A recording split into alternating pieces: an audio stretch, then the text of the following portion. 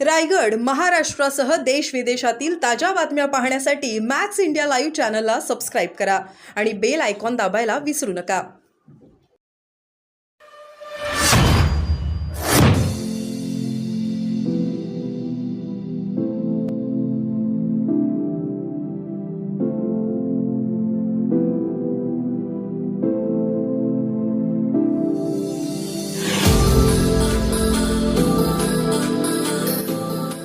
में शरद पवार साहब, ये एकनाथ शिंदे को भूलना नहीं चाहिए. जो वहां हो गया हरियाणा में, हरियाणा की बात हरियाणा तक रहेगी, महाराष्ट्र की बात महाराष्ट्र में रहेगी. यहाँ आप कुछ भी करिए, आप जीतने वाले नहीं है. यहाँ हमारी आघाड़ी है, हम एक साथ है, एक साथ रहेंगे और चुनाव जीतेंगे. सर, भाजप आणि काँग्रेसमध्ये जेव्हा मागील काही काळामध्ये निवडणुका झाल्या त्यामध्ये काँग्रेसला पराभव पत्करावा लागला. मात्र हे जेव्हा काँग्रेस अलायन्समध्ये निवडणूक लढवते तेव्हा मात्र काँग्रेसचा विजय होतो. याचा विचार काँग्रेस पक्षाच्या वरिष्ठ नेतृत्वाने करायला हवा की ज्या राज्यामध्ये काँग्रेस कमजोर असते त्या राज्यामध्ये काँग्रेसला इतर प्रादेशिक पक्षांच्या मदतीने निवडणुका लढायच्या असतात.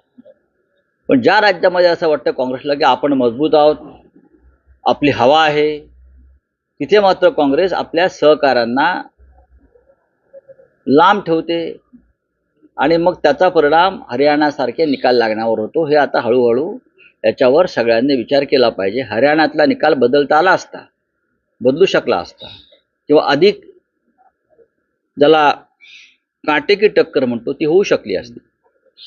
काही पक्ष असे आहेत की ज्यांना तिथे महत्त्व देणं गरजेचं होतं. समाजवादी पार्टी असेल, आप तिथे निवडणुका लढते, आपच्या मतांचा तिथे काही टक्का आहे. या सगळ्यांशी चर्चा करून इंडिया आघाडी म्हणून जर हरियाणामध्ये निवडणुकांना आपण सामोरे गेले असतो तर निकालामध्ये नक्की बदल झालेला असता. पण हरियाणाचा निकालाचा फायदा एक झाला की महाराष्ट्रामध्ये त्याच्यामध्ये आम्हाला काही दुरुस्ती करता येईल. महाराष्ट्राच्या निवडणुकांवरती परिणाम इतकाच होईल याचा की जे हरियाणातल्या चुका ज्या आहेत त्या महाराष्ट्रात होणार नाही. महाविकास आघाडीत आता शिवसेनेची जागा वाटपात बार्गेनिंग पॉवर अजिबात नाही. हे असं आम्ही कधीच म्हणणार नाही. कोणाचीही बार्गेनिंग पॉवर वगैरे हे विषय जे आहेत हे आमच्या डोक्यात सुद्धा येत नाहीत. कसली बार्गेनिंग पॉवर? महाराष्ट्राच्या प्रतिष्ठेच्या संदर्भात कोणते बार्गेनिंग पॉवर नाही आणि तडजोड नाही. साहेब, आणखी एक आहे की काल उद्धव ठाकरेंनी पुन्हा एकदा मुख्यमंत्री पदाच्या विषयाला हात घातला आहे. त्यांनी म्हटलंय की कोणालाही मुख्यमंत्री म्हणून जाहीर करा, माझी त्याला सहमती नक्की. माननीय उद्धव ठाकरे यांनी सांगितलं ते 100% सत्य आहे. जम्मू काश्मीरच्या निवडणुकीमध्ये ओमर अब्दुल्ला हा चेहरा होता. लोकांनी ओमर अब्दुल्ला आणि इंडिया आघाडीला मतदान केलं, हे मान्य केलं पाहिजे. हरियाणामध्ये सुद्धा जर चेहरा असा समोर आला असता, कदाचित, मला माहीत नाही चेहरा समोर होता का नाही, तर कदाचित अजून काही बदल झाला असता. महाराष्ट्रासारख्या राज्यामध्ये लोकांना नेता हवा असतो. आधी निवडणुका लढायच्या, जिंकायच्या आणि मग नेता, हे धोरण लोकांच्या पचनी पडत नाही. माझा नेता कोण या राज्याचा, माझं नेतृत्व कोण करणार आहे, या राज्याला चेहरा कोणता आहे हे स्पष्ट केलं. एकनाथ शिंदे हा चेहरा नव्हता, तो लादलेला चेहरा आहे. आता त्या चेहऱ्यानं समोर जावं, भाजपने जाहीर करावं हा चेहरा आहे म्हणून, किंवा भाजपने जाहीर करावं की आमचे 3 चेहरे आहेत, जे आहेत 3 चेहरे, कोण फडणवीस, शिंदे आणि अजित पवार, या 3 चेहऱ्यांना घेऊन त्याने निवडणूक लढवावी. काही हरकत नाही ना, पण त्यांनी जाहीर करावा चेहरा, मग त्यांना कळेल. हरियाणा की हार के बाद क्या एमपीए में यहाँ सीट शेयरिंग के ऊपर असर पड़ेगा? नहीं, कोई असर नहीं. सीट शेयरिंग का जो मामला है लगभग पूरा हो चुका है, लेकिन हमको कुछ सबक लेनी पड़ेगी. कुछ बातें ऐसी है जो हरियाणा में हुई है, जो नहीं होनी चाहिए थी, वो महाराष्ट्र में हमको दुरुस्त करनी पड़ेगी. एक उससे फायदा हो गया कि जो हरियाणा में जो गलतियां हुई, ऐसा लगता है, हमें लगता है, शायद कांग्रेस को नहीं लगता होगा. मैं इंडिया गठबंधन की बात करता हूँ, मैं महाविकास आघाड़ी की बात करता हूँ, तो महाराष्ट्र में उस हिसाब से हमको काम करना पड़ेगा. रीजनल पार्टी के सपोर्ट शिवाय, सपोर्ट के बिना, चाहे कांग्रेस पार्टी हो चाहे बीजेपी हो, कोई भी देश में राज नहीं कर सकता. चाहे बीजेपी हो, आज बीजेपी की सरकार तो रीजनल पार्टी के ऊपर ही बनी है ना. रीजनल पार्टी अगर नहीं होती तो बीजेपी, आज मोदी जी प्रधानमंत्री नहीं होते. अगर रीजनल पार्टी नहीं होती तो अटल जी प्रधानमंत्री नहीं होते, मनमोहन सिंह जी प्रधानमंत्री नहीं होते। तो रीजनल पार्टी की जरूरत है और रहेगी। देवीकडे साकडं घातलंय शिंदे गटाकडे, पुन्हा एकदा मुख्यमंत्री एकनाथ शिंदे म्हणावे असे बॅनर देखील आता झळकायला सुरुवात आहे. हे भारतीय जनता पक्षाला हा नवस मान्य आहे का? हे नवसाचं पोर जे आहे त्यांनी खरं म्हणजे नवस तिथे रेडे कापून करायला पाहिजे। त्यांची जी भूमिका आहे किंवा त्यांची जी श्रद्धा आहे ती वेगळ्या प्रकारच्या श्रद्धा आहेत त्या। पण ठीक आहे, प्रत्येकाला अशा प्रकारे आपल्या नवस वगैरे जे काय आहेत अंधश्रद्धा मुक्त महाराष्ट्रातले ते त्यांनी करत राहावे। रावसाहेब, अजित पवारांची उमेदवारी बारामतीतून प्रफुल्ल पटेल यांनी जाहीर केली आहे। अनेकदा संकेत दिले होते अजित पवारांनी की ते बारामतीतून लढणार नाही, पण कार्यकर्त्यांचा आग्रह आहे आणि काल प्रफुल्ल पटेल यांनी उमेदवारी जाहीर केली। प्रफुल्ल पटेल त्यांच्या पक्षाचे अध्यक्ष आहेत, कार्याध्यक्ष आहेत, मोठे नेते आहेत। बारामतीची घोषणा त्यांनी दिल्लीतून केल्यासारखं मला वाटतंय।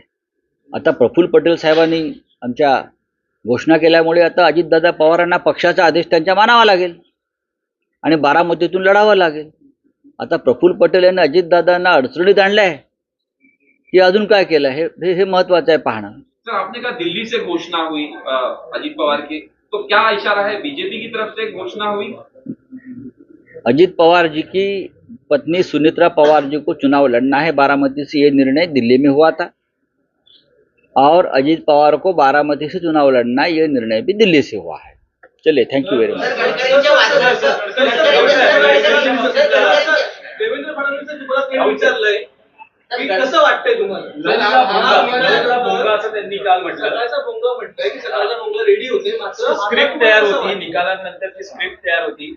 असं वाटत होतं की काँग्रेसचा विजय होईल। तुम्ही असे महत्वाचे प्रश्न सगळ्या शेवटी का विचारता? नाही, कारण मध्ये हिंदीमध्ये बोला, काय प्रश्न आहे आपला? देवेंद्र फडणवीस असं म्हणाले काल की सकाळचा भोंगा हा रेडी होता, त्याच्यावेळी स्क्रिप्ट रेडी होती, पण आता तुम्हाला कसं त्यांनी भोंग्याचं महत्त्व समजून घ्यावं। मुंबईतल्या त्यांना जर मुंबईतल्या भोंग्याचं महत्त्व माहीत नसेल तर ते मराठी माणूस नाहीत। मुंबईतल्या गिरणीच्या भोंग्यानं या महाराष्ट्रामध्ये फार मोठी चळवळ उभी केलेली आहे, मराठी माणसाला जागरूक केलं आहे बरं का। आणि संकटाच्या समयी भोंगाच वाचतो, युद्धप्रसंगी भोंगाच वाचतो, ही जगभरातली प्रथा आहे। त्यांना भोंग्याचं महत्त्व, त्यांच्या पिपाण्या आहेत ना, पिपाण्यांना भोंग्याचं महत्त्व। भारतीय जनता पक्षाच्या पिपाण्या आहेत, त्या वाजत सुद्धा नाहीत आणि त्या पिपाण्या सुद्धा बाहेरच्या भाड्याच्या असतात। फडणवीसांनी पिपाणी वाजून दाखवावी, तोंडातून फेस येईल त्यांच्या, आणि आता आलेलाच आहे।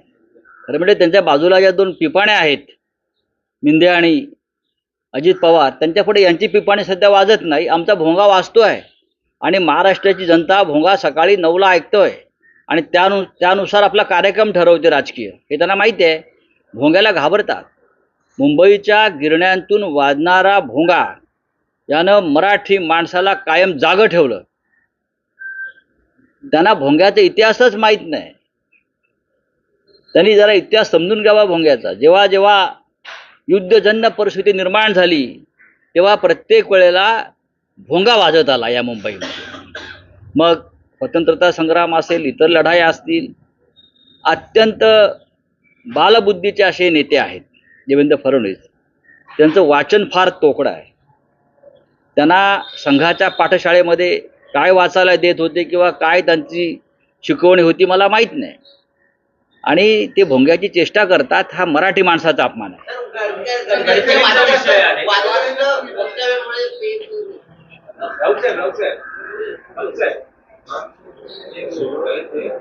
वापस